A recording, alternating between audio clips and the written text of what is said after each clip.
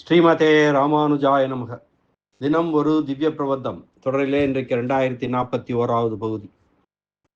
திருமங்கையாழ்வார் அருளிய பெரிய திருமொழி 11ஆம் பத்து, அதனுடைய நிறைவு திருமொழி 8ஆம் திருமொழி மாற்றமுள என்ற திருமொழி. அந்த பாசுரங்களை இன்று முதல் அனுபவிக்க இருக்கிறோம். இன்று முதல் பாசுரம், அதாவது 1084 பாடல்களை கொண்டது பெரிய திருமொழி. அதிலே இது 1075வது பாசுரம். பிறவி பிணிக்கு அஞ்சி ஆழ்வார் இந்த பாடலில் எம்பெருமானிடம் தன் பிறவியை போக்க வேண்டுகிறார். இந்த நேற்று நாம் அனுபவித்த இந்த முன்னுரை, அதிலே சொல்லப்பட்ட ஆழ்வாருக்கும் எம்பெருமானுக்கும் நடந்த சம்வாதம், அந்த உரையாடல் இருக்கிறது அல்லவா, அதை மறுபடியும் ஒரு தடவை நீங்கள் நினைவுக்கு கொண்டு வந்தீர்கள் என்றால் இந்த பாடலுக்கு ஒரு சிறந்த முன்னுரையாக அது அமையும்.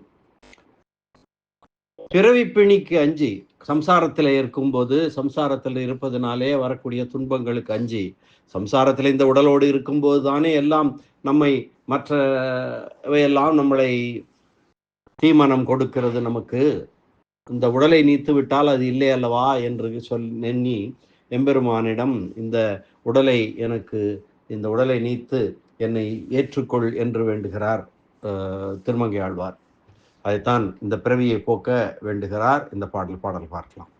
மாற்றமுள ஆகிலும் சொல்லுவன், மாற்றம் உள ஆகிலும் சொல்லுவன், மக்கள் தோற்ற குழி தோற்றுவிப்பாய்கொல் என்று இன்னம் ஆற்றங்கரைவாழ் மரம்போல் அஞ்சுகின்றேன், நாற்றம் சுவை ஊறு ஒலி ஆகிய நம்பி. நாற்றம் சுவை ஊறு ஒலி ஆகிய நம்பி, மாற்றம் உள ஆகிலும் சொல்லுவன், மக்கள் தோற்ற குழி தோற்றுவிப்பாய்கொல் என்று இன்னம் ஆற்றங்கரைவாழ் மரம்போல் அஞ்சுகின்றேன் என்கிறார். இந்த திருமொழி முழுக்க ஒரு ஒரு ஒரு பழமொழி போன்ற ஒரு உவமையணி உள்ளது சொல்லி சொல்லுகிறார் திருமங்கை ஆழ்வார். அற்புதமான ஒரு பாசுரங்கள். மாற்றம் என்றால் பதில், விடை என்று பொருள். மாற்றம் உள, அது மாற்றம் இருக்கிறது. நீ சொல்லுகிறாயே, நீ சொல்கிற வார்த்தைகளுக்கு மாற்றம் பதில் இருக்கிறது, ஆனாலும் சொல்லுவேன், அதற்கும் பதில் சொல்லுவேன் என்று சொல்லி பின்னர் என்னை இந்த பிறவி பிணியிலிருந்து நீக்குவாயாக என்று சொல்லுகிறார் திருமங்கை ஆழ்வார். இந்த பாசுரத்திற்கான பதவுரை பார்க்கலாம். மாற்றம் உள, நாற்றம் சுவை ஊறு ஒலி ஆகிய நம்பி என்பது விழி. நம்பியை அழைத்து சொல்லுகிறார். மனம், நாற்றம் மனம், சுவை, ஊறு தொடு உணர்ச்சி, ஒலி சப்தம் ஆகிய பண்புகளாய் நின்ற நிறைவாளனே, நாற்றம் சுவை ஊறு ஒலி ஆகிய நம்பி, நான் உன்னை சிலவற்றை கேட்டால் மாற்றம் உள, உனக்கு சொல்லலாம் மறுமாற்றங்களும் உள்ளன, ஆகிலும் சொல்லுவன், நான் சொல்லுவனவற்றுக்கெல்லாம் நீ மறுமாற்றம் சொன்னாயே, ஆனாலும் அதற்கு மேலும் நான் சொல்லுவேன். நான் ஒன்று சொன்னேன், அதற்கு நீ பதில் சொன்னாய், அந்த பதிலுக்கும் நான் பதில் சொன்னேன். இப்படியே சம்பாஷணம், வாதம் போய்கொண்டே இருக்கலாம் அல்லவா? ஆனாலும் அதற்கு மேலும் என்னால் சொல்ல தெரியும்.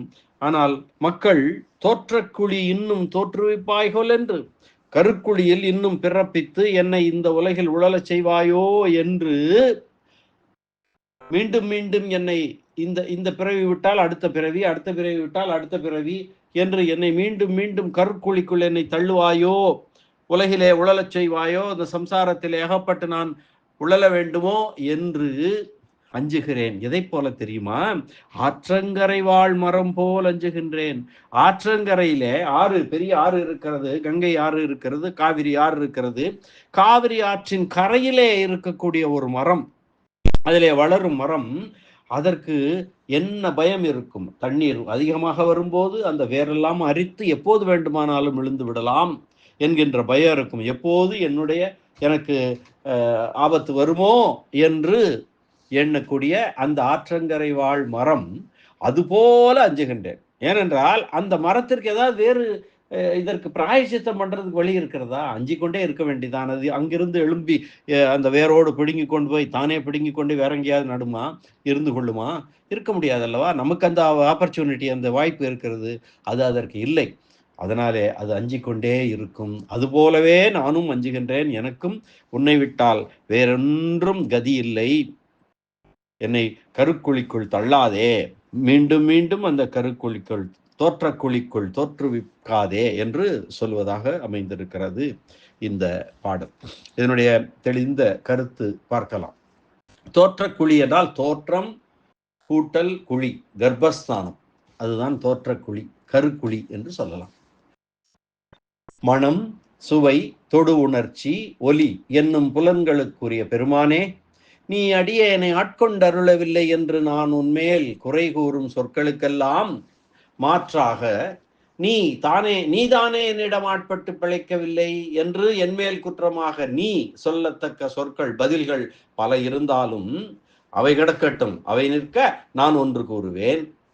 நான் சொல்வதற்கெல்லாம் நீ பதில் சொன்னாலும் அதற்கு மேலும் நான் சொல்லுவேன். அது என்னவென்றால், உன்னை சரணமடையாத சாதாரண மனிதர்கள் கர்மவசத்தால் பிறக்கும் இடமான கருக்குழியிலே என்னை இன்னும் பிறப்பித்து என்னை இந்த உலகத்திலே உழலச் செய்வாயோ, கஷ்டப்பட வைப்பாயோ என்று கருதி ஆற்றங்கரையிலே உள்ள மரம் போன்றவனாகி எப்போது ஆபத்து வருமோ என்று பயப்படுகிறேன் என்று இந்த பாசுரம் சொல்கிறது. மாற்றம் உள ஆகிலும் சொல்லுவன். மாறாக கூறுவது மாற்றம்.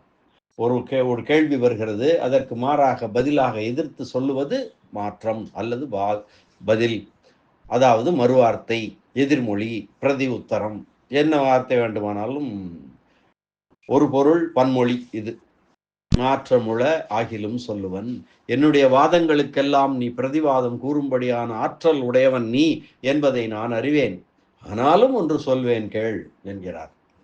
ஜீவாத்மாவுக்கும் பரமாத்மாவுக்கும் நடக்கும் உரையாடல். ஜீவாத்மா சொல்கிறார், நித்தியர்கள் போலவே பரமபதத்தில் எப்பொழுதும் உன்னை அடுத்திருந்து உனக்கு அருகில் இருந்து நித்யானந்தத்தை அனுபவிக்கக்கூடிய ஜீவ கோடிகள் அந்த இயல்பை தொன்று தொட்டு இழந்து இந்த பிரபஞ்சத்தில் இழிவடைய வேண்டுவது ஏன் என்று ஜீவாத்மா கேட்கிறது. நேற்றைக்கு நாம் விரிவாக அனுபவித்திருக்கிறோம். அதுதான் வேற வார்த்தைகளிலே இங்க ஆழ்வாரும் எம்பெருமானாரும் சொன்னோம். இங்கே ஜீவாத்மா பரமாத்மா. ஆழ்வாரை ஒரு ஜீவாத்மாவாக எடுத்துக்கொள்ளலாம், பரமாத்மா எம்பெருமான்.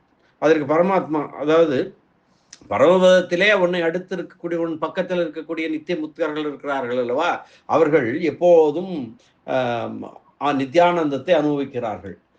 அதே போன்று அந்த இயல்பை தொன்று தொட்டு அதை இங்க இருக்கிற உலகத்தில் இருக்கிற ஆன்மாக்கள், இங்கே சம்சார கடலிலே சம்சார சாகரத்திலே கிடந்து உழலக்கூடிய இந்த ஆத்மாக்கள் உன்னிடமிருந்து வந்தவர்கள் தானே.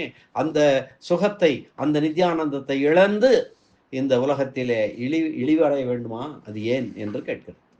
பரமாத்மா அதற்கு பதில் சொல்கிறான். இந்த உலகத்து ஜீவகோடிகள் என்னை உதாசீனம் செய்து சம்சார விஷயங்களிலே இழிந்து அங்கு ஆழங்கால் பட்டு புண்ணிய பாப ரூபமான கர்மங்களை செய்து அந்த கர்ம பரம்பரையானது ஜென்ம பரம்பரையிலே செலுத்த அந்த வழிகளால் மாறி மாறி பல பிறப்பும் பிறந்து வருந்தும் போதும் அந்த பிறவித்துயர்களுக்கு அஞ்சி என்னை சரணமடையாமலே அப்படியே அழிகின்றன. கருமங்களை செய்தவர்களிடத்திலே அவற்றின் பயன் சென்று சேர்ந்துதானே தீரும். இதில் என் குற்றம் ஒன்றும் இல்லையே என்று சொல்கிறார். என்ன சுருக்கமாக என்ன பொருள்? இங்கே சம்சாரத்திலே இருந்து சம்சாரத்திலே இவன் செய்யக்கூடிய கருமங்கள் காரணமாக புண்ணியங்களும் பாவங்களும் உண்டாகின்றன. அந்த புண்ணிய பாவங்கள் என்ன செய்கிறது?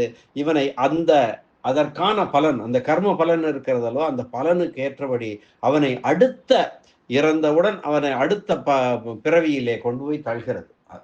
சைக்கிள், பிறந்து இறந்து பிறந்து இறந்து என்று இந்த சைக்கிளாக ஒரு தொடர்ச்சியாக சங்கிலி தொடராக போய்கொண்டிருக்கிறது. அப்படி ஜென்ம பரம்பரையிலே செலுத்துகிறது அந்த புண்ணிய பாவ கர்மங்கள். அப்படி மாறி மாறி பல பிறப்பும் பிறந்து வருந்தும் போது கூட அவன் அந்த பிறவித்துயர்களுக்கு அஞ்சி என்னை சரணடையாமலேயே அப்படியே இருக்கிறான். என்னை சரணடையாதனால் அவன் அந்த அவன் செய்த பாவ புண்ணியங்களுக்கு உண்டான பலனை அவன் அனுபவிக்கிறான். இதில் என்னை ஏன் குற்றம் சொல்கிறாய் என்று பரமாத்மா எம்பெருமான் கேட்கிறான். ஜீவாத்மா அதற்கு பதில் சொல்கிறார், விருப்பு வெறுப்புகளுக்கு அடியான மனம் உனக்கு கட்டுப்பட்டதாதலாலே உன்னிடம் விருப்பம் இல்லை என்று எங்கள் மேல் நீ குற்றம் சொல்ல காரணம் இல்லையே. இன்னமும் கர்மஸ்வரூபத்தை பார்க்கும் போது தொழில் வடிவமாதலால் அது உடனே அழியக்கூடியது. அது உன்னுடைய நிக்கிரக அனுக்கிரக ரூபமாய் உன் திருவுள்ளத்திலே நிலை நின்றே பயனை விளைவித்தால் சர்வேஸ்வரனாக ஆன நீ அதனை பொறுத்தல் அருளினால் அது தீர்ந்து விடுமே. நீதானே அப்படி செய்தருளும் போது உன்னை தடுப்பவர் உண்டா? நான் என்னுடைய விருப்பு வெறுப்புபடி செய்கிறேன். என்னுடைய விருப்பு வெறுப்புகள் என்னுடைய மனத்தின் பால்பட்டது. அந்த மனம் உனக்கு கட்டுப்பட்டது தானே, என் மனதை நீ மாற்ற வேண்டியது தானே என்று சுருக்கமாக கேட்கிறார். பாரதந்திரமான ஜீவகோடிகளுக்கு சுவாதந்திரியம் இல்லையே. அந்த மனம், நான் இருக்கிறேன், இவ்வளவு ஆத்மாக்கள் இருக்கின்றது, இந்த ஜீவகோடிகள், அவர்களுக்கு சுதந்திரம் இல்லை. எல்லாவற்றுக்கும் நீதானே தலைவன், உன்னுடைய கட்டுப்பாட்டில் தானே அவை இருக்கிறது, அவையெல்லாம் உன்னுடைய உடைமை தானே. அந்த உடைமையை பாதுகாக்கும் கடமை உடையவனது அல்லவா, அதாவது உன்னுடையது அல்லவா. ஆக எம்மை காக்கும் கடமை உன்னுடையதல்லவா. ஆகவே எங்கள் துன்பத்திற்கு உன்னுடைய பாராமுகமே காரணம், நீ கண்டுகொள்வதே இல்லை எங்களை என்று ஜீவாத்மா சொல்கிறான். அதற்கு பரமாத்மா பதிலாக, நீங்கள் சேதனராதலால் நீங்களே முயற்சி செய்து என்னிடம் வர வேண்டாமா? நீங்கள் அடியவர்கள், எனக்கு அடியவர்கள். அப்படி இருக்கும்போது நீங்களே முயற்சி செய்து என்னிடம் வர வேண்டும். நீங்கள் வந்தால் நான் உங்களை காப்பாற்றப் போகிறேன். அதுக்கு தானே உங்களுக்கு ஞான சக்திகளை எல்லாம் கொடுத்திருக்கிறேன், முன்னமே கொடுத்திருக்கிறேன். எல்லாமே உங்களிடம் இருக்கிறது, ஆனால் நீங்கள் முயற்சியே செய்வதில்லை. அப்படி இருந்துவிட்டு, பேசாமல் இருந்துவிட்டு என்மேல் வீண் பழி ஏன் சுமத்துகிறீர்கள் என்று பரமாத்மா எம்பெருமான் கேட்கிறான். இப்படியாக எம்பெருமானால் நல்ல அறிவு அருளப்பெற்ற ஆழ்வார் தாமும் முற்று உணர்வுடைய எம்பெருமானும் வாதிப்பிரதவாதிகள் போல வேதாந்தங்களை கொண்டு கர்மஸ்வரூபத்தையும் பரபிரம்ம ஸ்வரூபத்தையும் ஜீவாத்ம ஸ்வரூபத்தையும் பற்றி நின்று பேசிக்கொண்டு சென்றால் அதற்கு ஒரு எல்லை இல்லாமையாலும் அந்த வாதம் தமது பிறவித்துயர் தீர்ப்பதற்கு காரணமாகாததாலும் அதனை விட்டு காரியமே கண்ணாக மாற்றம் உளவாகிலும் சொல்லுவன் என்று தொடங்கி தம் குறையையும் வேண்டுகோளையும் விண்ணப்பம் செய்கிறார். இந்த பாசுரத்தில திரையவித்து நீராடலாக உரைப்பார் உரையவித்து ஒன்றும் சொல்லிலை என்றபடி, திரையவித்து நீராட, அலை ஓயட்டும் நான் குளிக்கிறேன் என்றால் எப்போது அவர் கடலிலே குளிப்பது அல்லவா? அப்படி உரையவித்து ஒன்றும் சொல்லி பேசிக்கு, நீ பேச நான் பேச, நீ பேச நான் பேச, வாதம் பிரதிவாதங்கள் போய்கொண்டே இருக்கும். அதுக்கு முடிவே கிடையாது. ஏனென்றால் நீரும் நான் சொல்வதை ஒத்துக்கொள்ளப் போவதில்லை, நானும் நீர் சொல்வதை ஒத்துக்கொள்ளப் போவதில்லை. அது உலக இயல்பு. அது எப்படி என்றால், கடலிலே நீராட இருப்பவன் அலையை ஓயட்டும் நான் குளிக்கிறேன் என்று சொன்னது போலத்தான். அப்படி வாத பிரதிவாதங்களுக்கு ஒரு முடிவில்லை. ஆகையாலே மாற்றம் உள ஆகிலும் சொல்லுவன் என்று சொல்லப்பட்டது.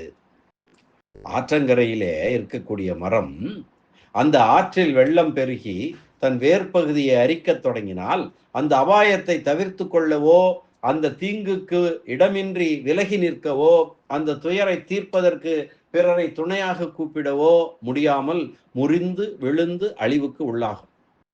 தனது நிலைமை, ஆழ்வாருடைய நிலைமை எப்பொழுதும் அபாயத்திற்கு இடமாதல் பற்றியும் தமக்கு வரும் துன்பத்தை தாமே போக்கிக் கொள்ள இயலாமை பற்றியும் ஆற்றங்கரையில் உள்ள மரத்தை உவமையாக கூறினார் ஆழ்வார். அறிவற்ற மரத்தை உவமை கூறுவது பொருந்துமோ என்றால் அதனால்தான் மரம் போன்றேன் என்று சொல்லாமல் மரம் போல அஞ்சுகின்றேன் என்றார். ஆற்றங்கரை மரம் எப்போதும் அபாயத்துக்கு இடமாகும் என்பதை ஆற்றங்கரையின் மரமும் அரசறிய வீற்றிருந்த வாழ்வும் விழுமென்றே என்ற பழமொழியாலும் நாம் அறியலாம். ஆற்றங்கரையின் மரமும் அரசறிய வீற்றிருந்த வாழ்வும், அதாவது அரசனுக்கு பக்கத்தில் இருக்கிறான் ஒருவன், அரசனுக்கு நல்ல விதத்திலே ஒரு மந்திரியாகவோ சேனாதிபதி அவனோட இருக்கிறான். ஆற்றங்கரையில் இருக்கிற மரம், அது வெள்ளம் வந்தால் அது வேர்கள் அரித்து போய்விடும். அதே போல அரசனுடன் இருப்பவன் எப்போது வேண்டுமானாலும் அவனுடைய வாழ்க்கை வீழ்ச்சி அடையும், மரமும் வீழும். என்ற அந்த பழமொழி 400 வரக்கூடிய அந்த பாடல், அதுவும் இது இங்கே ஒத்து போகிறது அல்லவா? இந்த கருத்து தான் அங்கேயும் இருக்கிறது. சேதனரான தமக்கு அசேதனமான மரத்தை ஓமை கூறியதனால் தமக்கு உண்டான உணர்வு அஞ்சுவதற்கே காரணமாவதன்றி அபாயத்தை அகற்றுவதற்கு காரணமாகாது என்கிறார். ஒரு உயிரில்லாத மரத்தை, அறிவில்லாத மரத்தை ஓமை கூறியதுனாலே தமக்கு இருக்கக்கூடிய உணர்வு அஞ்சுவதற்கு காரணமே ஆவதன்றி அபாயத்தை அகற்றுவதற்கு எனக்கு மச்சம் இருக்கிறது, என்னால் அந்த அபாயத்தை அகற்றி கொள்ள முடியாது, அந்த வரக்கூடிய அபாயத்திலிருந்து என்னை தப்பித்து கொள்ள வைக்க முடியாது.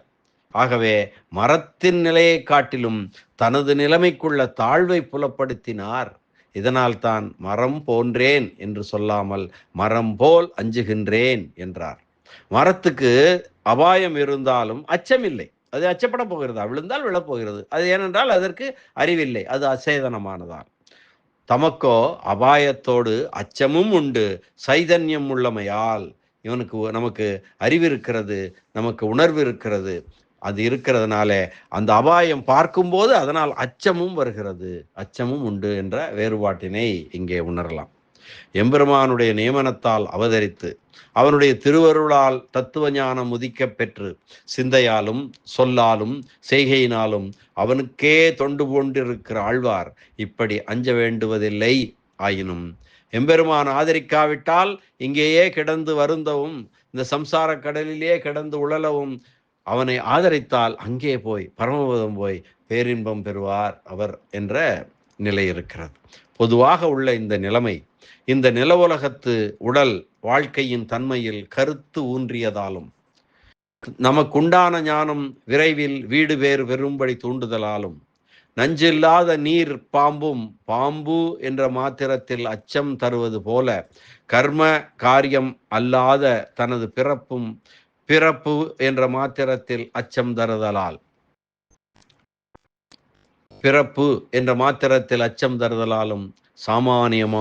சாமானியரான மனிதர் அஞ்சுவது போலவே தாமும் அஞ்சுகிறார். ஆழ்வார் தாமும் அஞ்சுகிறார்.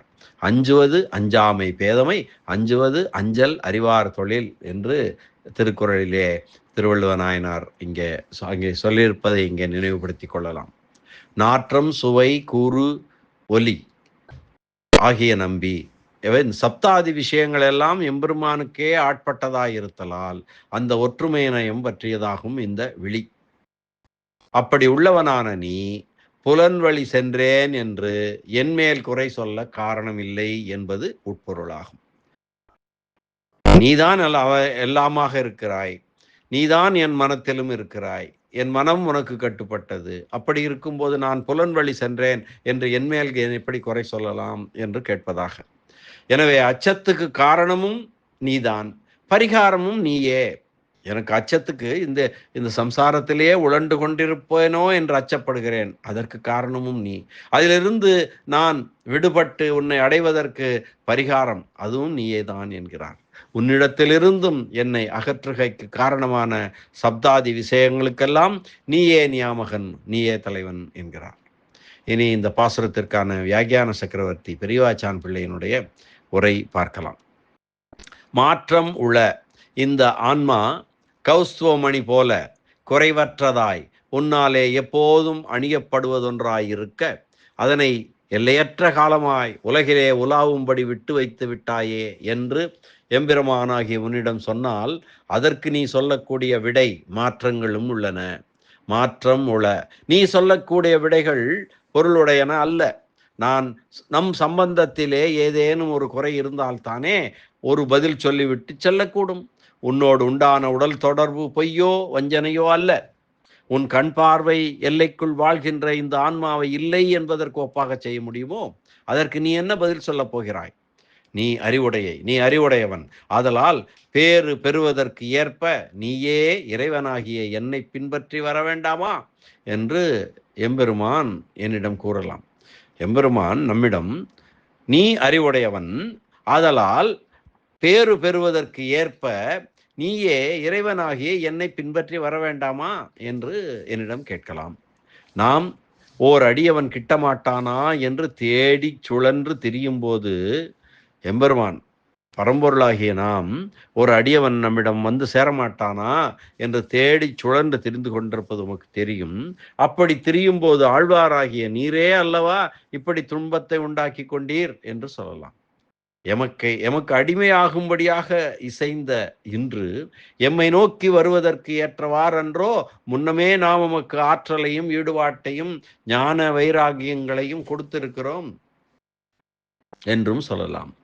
எம்பெருமானாகிய நீ ஒரு விடை தேடிச் சொல்லுவது நான் படுகின்ற துன்பத்திற்கு பரிகாரமாயிற்றோ? நான் படும் துயரை முதலில் போக்கிவிட்டு பின்னர் அல்லவா மறுமாற்றம் சொல்ல வேண்டும், பதில் சொல்ல வேண்டும். ஆகிலும் சொல்லுவன், நான் சொல்லவற்றுக்கெல்லாம் நீ பதில் சொன்னாயானாலும் அதற்கும் மேலே நான் விடை கூறுவேன். மக்கள் தோற்ற குழி தோற்றுவிப்பாய்கொல் என்று நீ அடியேன் சொல்லியவற்றுக்கெல்லாம் மறுமாற்றம் சொன்னாயானாலும் நான் சொல்லியவற்றுக்கெல்லாம் பதில் சொன்னாயானாலும் பின்னும் உன்னை வற்புறுத்தியோ பழிகூறியோ கேட்க வேண்டும் என்னும் கட்டாயம் இல்லாத மனிதர்களுடைய கருக்குழியிலே என்னுடைய கர்ம வினைக்கு ஏற்ப பிறந்து வாழும்படியாக செய்கிறாயோ என்று. பிறவி எடுத்து உலகிலே நடமாடும்படியாக செயல் புரிபவன் ஆன்மா அல்லனோ? அதற்கேற்ப செயல்படுத்துவதென்றோ வேண்டுவது. ஆனாலும் ஆழ்வாராகிய நீர் இவ்வுடலோடு கூடியிருக்கும் போதல்லவா உமக்கு ஞானம் பிறந்தது என்று எம்பெருமான் கூற, நெடுநாள் ஆன்மா தன் உண்மை இயல்பை மறந்து நான் தேவன் நான் மனிதன் என்று எம்பெருமானை விட்டு விலகி போனதும் இந்த உடம்புடனே அல்லவா? அத்துடன் இதற்கு முன் கழிந்த காலம் எல்லையற்றது, மேலே இருக்கக்கூடிய காலம் முடிவில்லாதது. ஆன பின்பு சம்சாரத்தில் உழன்ற காலம் போதாதோ? இது மிக மட்டமானது என்றும் இதனை போக்கித் தருபவன் நீ என்றும் அறிந்த பின்னும் இப்படி துன்பப்பட வேண்டுமோ என்று ஆழ்வார் சொன்னார். ஆனாலும் இதனை கழித்து தருவோம் என்ற அறிவை உமக்கு உண்டாக்கி கொடுத்தோமே நாம் என்றான் இறைவன். ஆற்றங்கரை வாழ் மரம் போல் அஞ்சுகின்றேன். அப்படியானால் நீ உண்டாக்கி கொடுத்த அறிவுக்கு பயன் இதுவோ? அறிவினால் ஏற்படும் பயன் அச்சம்தானோ? ஆறு பெருகி தன் வேரினை மண்பற்றிலிருந்து அகழ்ந்து தனிப்படுத்தி விட்டால் மரம் அவ்விடத்தை விட்டு வேற்றிடம் போய் வாழ்தல், தனக்கு வந்த இன்னலை போக்கிக் கொள்ளுதல், உதவிக்கு பிறரை கூப்பிடுதல் செய்ய அறியாதல்லவா? இதெல்லாம் அது செய்ய முடியாதல்லவா? ஆறு பெருகி வருகிறது, வேரினை சுற்றி இருக்கக்கூடிய மண்ணை அரித்து அந்த ஆற்றோடு போகிறது. அப்படி சென்றால் மரம் அப்படியே சாய்ந்து விடும். ஆனால் அப்படி வரும்போது அந்த மரம் அங்கிருந்து நான் வேற இடத்துக்கு போய் நான் இதிலிருந்து தப்பித்துக் கொள்கிறேன் என்று போக முடியுமா? இல்ல தனக்கு வந்து துன்பத்தை தீர்க்கும்படியாக யாரையாவது கூப்பிட்டு எனக்கு உதவி செய்யணும், கொஞ்சம் மண்ணை போட்டு எனக்கு அடை கட்டு என்று சொல்ல முடியுமா? தானே அவர் அந்த துன்பத்தை போக்கிக் கொள்வதற்கு வழி இருக்கிறதா? அப்படியெல்லாம் ஒன்றும் இல்லையே. ஆனால் இந்த ஆன்மாவின் தனிப்பண்பு பயப்படும் போது அறிவுடையவனாயும் துயர் போக்கிக் கொள்ளும் போது அறிவற்ற பொருளை ஒத்தும் இருப்பதல்லவா? அச்சமே அல்லவா அறிவுடைய ஆன்மாவுக்கு உள்ளது என்று சொல்கிறார். அகம் பீதோஸ்மி என்று ஜிதந்தா ஸ்தோத்திரம் சொல்லும். நான் அஞ்சுகின்றேன், நன்றும் அஞ்சுவன் என்று நம்மாழ்வார் கூறுவார் என்பவற்றையும் இதனுடன் ஒப்பு நோக்கலாம். மாசுசக எம்பெருமான் பகவான் கண்ணன் பகவத்கீதையிலே 18வது அத்தியாயம் 66வது ஸ்லோகத்திலே சொல்லுவான், மாசுசக வருந்தாதே, சர்வதர்மான் பரித்யக்ஷ மாம் ஏகம் சரணம் பிரஜ அகம் துவா சர்வ பாபேப்யோ மோட்ச இஷ்யாமி மாசுசக. என்னை நீ சரணடைந்து விடுவாயாக, உனக்கு எல்லா கவலைகளையும் எல்லா பாவத்தையும் நான் போக்குகிறேன், போக்கி உனக்கு மோட்சத்தை அளிக்கிறேன், என்னுடன் சேர்த்துக் கொள்கிறேன், நான் உன்னை எல்லா பாவங்களிலிருந்து விடுவிக்கிறேன் என்று சொல்லுவான். ஆன்மாவை விட வேறுபட்ட பரமாத்மா அல்லவா அப்படி சொல்லுகிறான். உன்னுடைய நான் என்ற அறிவை நினைத்து அஞ்சினாயானால், நான் என் பேற்றுக்கு முயலுதல் எனக்கு சேராது என்று அஞ்சினாயானால், என்னுடைய நான் என்ற அறிவை நினைத்து நீ அச்சம் நீங்கி இருக்க பாராய் என்று எம்பெருமான் சொன்னான் அல்லனோ. நாற்றம் சுவை ஊறு ஒலி ஆகிய நம்பி பயத்தை போக்குபவனும் உண்டாக்குபவனுமாக நீயாக இருக்கிறாய். நீதான் பயத்தை போக்குவான், நீதான் அந்த பயத்தை உண்டாக்குவனும். மரத்துக்கு அச்சம் தருவது ஆறு நதி, உமக்கு அச்சம் விளைவிப்பன யாவை என்று எம்பெருமான் கேட்க, ஆறு மட்டுமோ அச்சம் தருவது எனக்கு? என்னை ஐம்பொறிகளான வழிகள் 5 ஆறுகள் பிளந்து போடுகின்றன. அடியேனை தேவரிடமிருந்து பிரிக்கும் கருவிகள் ஒலி முதலிய புலன்கள் 5, அவற்றை மேற்கொள்ளும் பொறிகள் 5, இவற்றை இயக்கும் மனம் 1 ஆக 6, செயல் பொறிகள் 5, அறிவு பொறிகள் மனத்தோடு சேர்க்க 6. உருவம் என்ற புலன் சொல்லப்படாததன் காரணம் அச்சத்தால் மருண்டமை தோன்றுதலுக்காக. அவற்றை போக்கவல்ல நீ எல்லாவற்றாலும் நிறைந்தவனாக இருக்கிறாய் என்று சொல்கிறார்.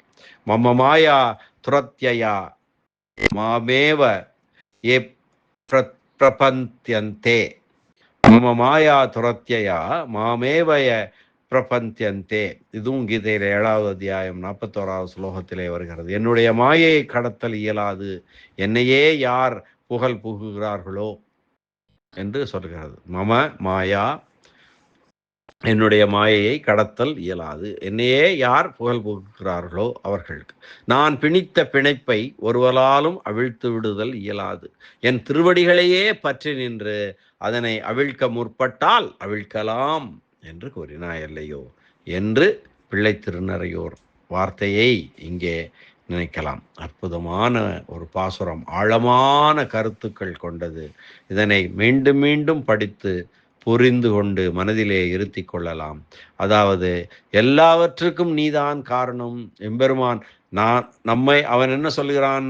நீ சம்சாரத்திலே இருந்து என்னை பற்றி கவலைப்படாமல் நான் உனக்கு அறிவு ஞானம் எல்லாம் கொடுத்திருந்தும் கூட நீ பாட்டுக்கு சப்தாதி விஷயங்களிலே ஈடுபட்டு அதனாலே நீ செய்கிற செயல்களினாலே புண்ணிய பாவங்கள் வந்து அதற்கு அடிப்படையான அந்த கர்ம வினைகளாலே அடுத்த பிறவிக்கு நீ செல்கிறாய். ஆக இறப்பு பிறப்பு இறப்பு பிறப்பு என்று வேறு வேறு பிறப்புகளாக கருக்குழிக்குள்ளே போய்கொண்டே இருக்கிறாய் என்று சொல்ல, நாம் என்ன சொல்கிறோம்?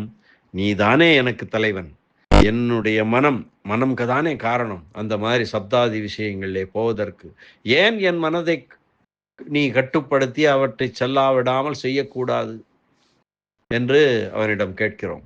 நீதானே எனக்கு தலைவன், நீதானே உனக்கு கட்டுப்பட்டு தானே நான் இருக்கிறேன், நீ நினைத்தால் எல்லாவற்றையும் நீ நினைக்க மாட்டேன் என்கிறாயே என்று நாம் சொல்கிறோம். அவன் சொல்கிறான், அதற்கு என்னுடைய திருவடிகளை பற்றி என்னை சரணடைந்தால் அந்த வழியிலே உமது அச்சமெல்லாம் தீரும் என்று சொல்லுகிறான். அதுதான் அந்த பகவத்கீதையின் 18வது அத்தியாயம் 66வது ஸ்லோகத்திலே சொல்லப்படுது. மாசுசக நீ அஞ்சாதே என்று சொல்லக்கூடிய அந்த செய்தியை பார்க்கிறோம். இந்த பாசுரம் அற்புதமான பாசுரம். மீண்டும் மீண்டும் கொஞ்சம் கஷ்டமாகத்தான் இருக்கும். அதனை படித்து புரிந்து கொள்வோம், நாம் மனதிலே இருத்திக் கொள்வோம் என்று வேண்டிக் கொள்கிறேன். மீண்டும் ஒரு முறை பாசுரத்தை அன்வைக்கலாம். மாற்றம் உள ஆகிலும் சொல்லுவன், மக்கள் தோற்றக்குழி தோற்றுவிப்பாய்கொல் என்று இன்னம் ஆற்றங்கரைவாழ் மரம் போல் அஞ்சுகின்றேன். நாற்றம் சுவை ஊறு ஒலி ஆகிய நம்பி, நாற்றம் சுவை ஊறு ஒலி ஆகிய நம்பி மாற்றமுள ஆகிலும் சொல்லுவன், மக்கள் தோற்றக்குழி தோற்றுவிப்பாய்கொல் என்று இன்னம் ஆற்றங்கரைவாழ் மரம் போல் அஞ்சுகின்றேன் என்று இந்த பாசுரம் அற்புதமான ஒரு பாசுரம், ஆழ்ந்த கருத்துக்கள் அமைந்த பாசுரம். இதற்கு இந்த திருமொழியின் முன்னுரையும் சேர்த்து படித்தால் இன்னும் நன்றாக விளங்குவதற்கு வாய்ப்பிருக்கிறது என்பதை சொல்லி மீண்டும் நாளை அடுத்த பாசுர அனுபவத்துடன் சந்திக்கலாம். நன்றி, வணக்கம். ஸ்ரீனிவாச வெங்கடேச ராமானுஜதாசன், திருவரங்கம். எம்பெருமான் நாராயணன், ஸ்ரீமன் நாராயணன் திருவடிகளே சரணம்.